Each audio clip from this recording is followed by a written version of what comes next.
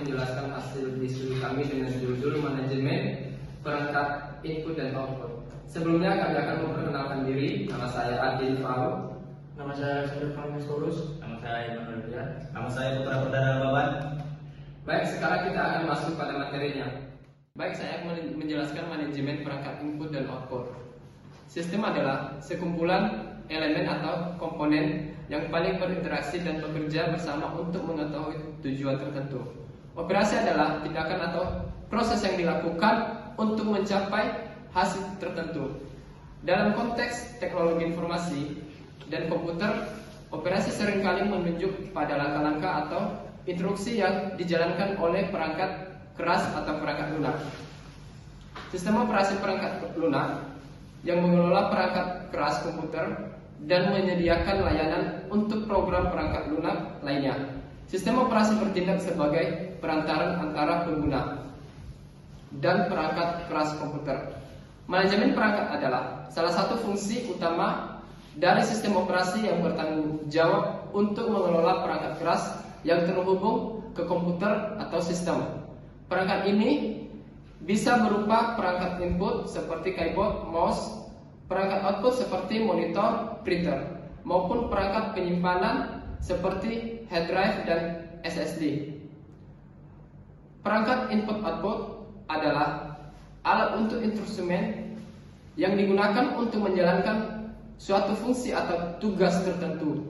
Dalam konteks teknologi dan komputer, perangkat merujuk pada komponen fisik yang terhubung dengan sistem komputer atau sistem elektronik lainnya untuk mendukung operasi dan fungsional perangkat lunak. Yang pertama, perangkat keras atau hardware. Perangkat keras adalah komponen fisik yang membentuk sistem komputer atau perangkat elektronik. Perangkat keras ini dapat berubah. Yang pertama, perangkat input, alat yang digunakan untuk memasukkan data ke dalam komputer seperti keyboard, mouse, scanner, atau mikrofon.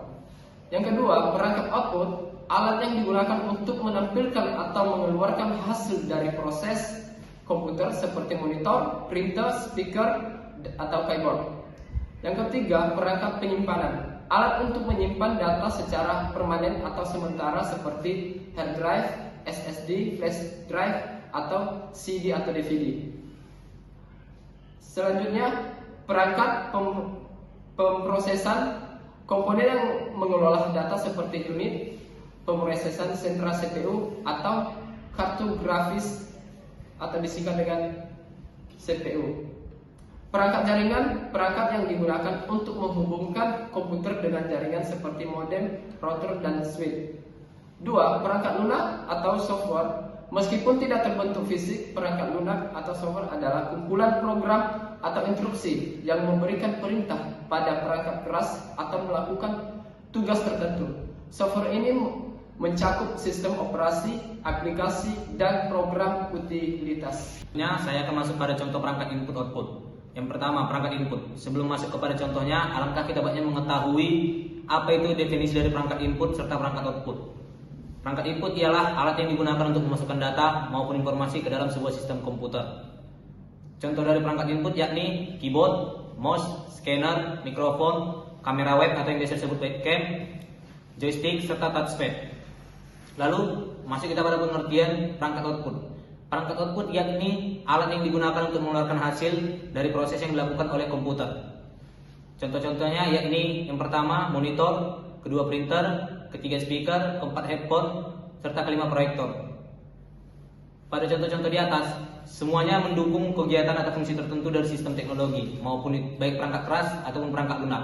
Ada manajemen perangkat atau device manajemen. Fungsi utama dari manajemen perangkat ini meliputi yang pertama itu ada pengenalan dan pengelolaan perangkat keras.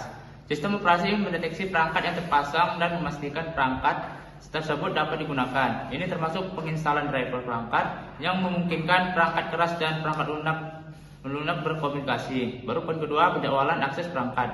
Sistem operasi yang mengatur agar beberapa aplikasi atau proses tidak saling bertabrakan dalam menggunakan perangkat. Misalnya, saat beberapa aplikasi mencoba mengakses printer secara bersamaan, sistem operasi memastikan penggunaan printer dilakukan secara bergiliran. Lalu poin ketiga, pemeliharaan dan pengelolaan dalam perangkat. Sistem operasi memastikan perangkat berfungsi dengan baik, memberi peringatan jika perangkat mengalami masalah atau kesalahan, dan menangani perangkat yang rusak atau tidak tersedia.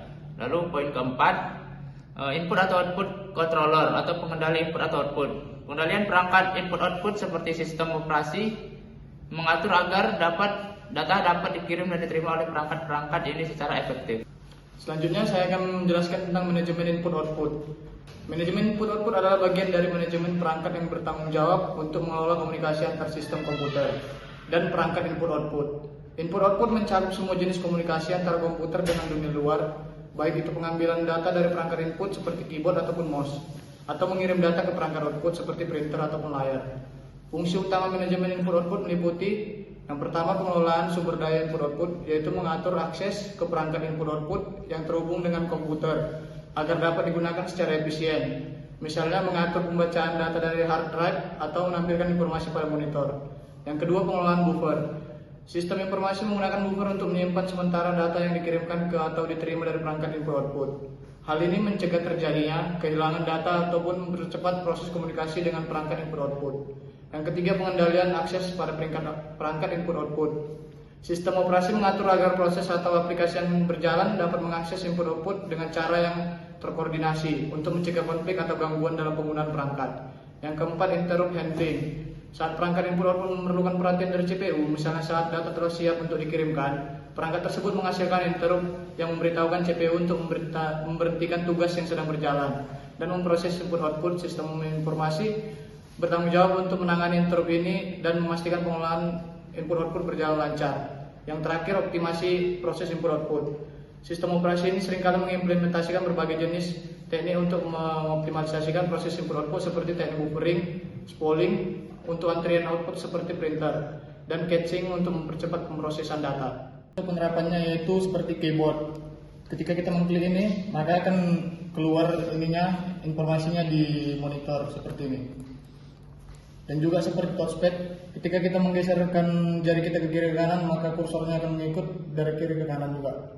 Demikianlah hasil penjelasan dari kelompok kami. Semoga penjelasan dari kelompok kami bisa bermanfaat untuk teman-teman semua. Kami ucapkan terima kasih. Terima kasih.